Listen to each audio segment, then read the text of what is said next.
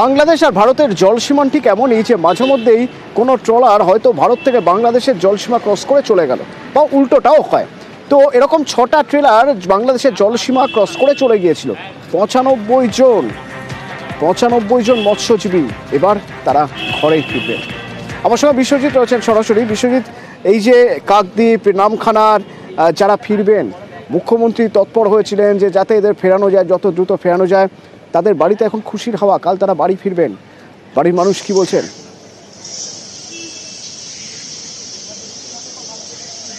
হ্যাঁ দেখো, একেবারেই বাড়ির মানুষ কিন্তু খুশি।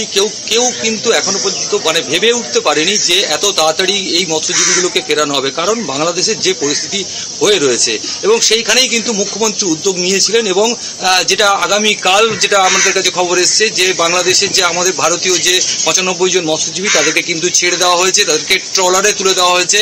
এবং আজকের সকাল থেকে যেটা দেখা গেল, কাকদ্বীপে যে 12 জন বাংলাদেশি মৎস্যজীবী যারা বাংলাদেশ থেকে ভারতে ঢুকে পড়েছিলেন তাদেরকে কিন্তু একটা গাড়িতে করে হলদিয়াতে নিয়ে যাওয়া হলো এবং হলদিয়া থেকে বঙ্গোপসাগরের উদ্দেশ্যে রওনা দেবে।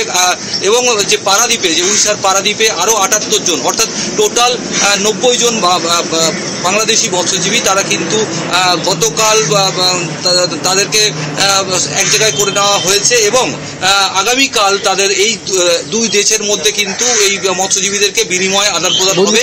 এবং তারপর যেটা খবর পাওয়া যাচ্ছে, যেহেতু 6 তারিখ মুখ্যমন্ত্রী মমতা বন্দ্যোপাধ্যায় গঙ্গাসাগরে আসছেন এবং সেইখানে কিন্তু মৎস্যজীবীদের সঙ্গে মুখ্যমন্ত্রী দেখা করবেন।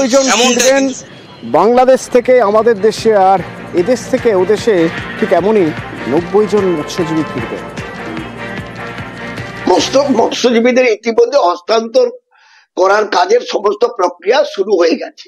বাংলাদেশ সরকারের কাছে আমাদের যে 95 জন রয়েছে ট্রলার সহ, এদের যেমন ট্রলার সহ এদেরকে নিয়ে যাওয়া হচ্ছে, তেমনি ট্রলার সহ সেই 95 জন মৎস্যজীবীকে এরা বাংলাদেশের যে জলসীমানা তার জায়গায় উপস্থিত করবে। লেনদেন হয়ে যাওয়ার পরে ওদেরকে নিয়ে আসা হবে কপিল মুনি আশ্রমের কাছাকাছি।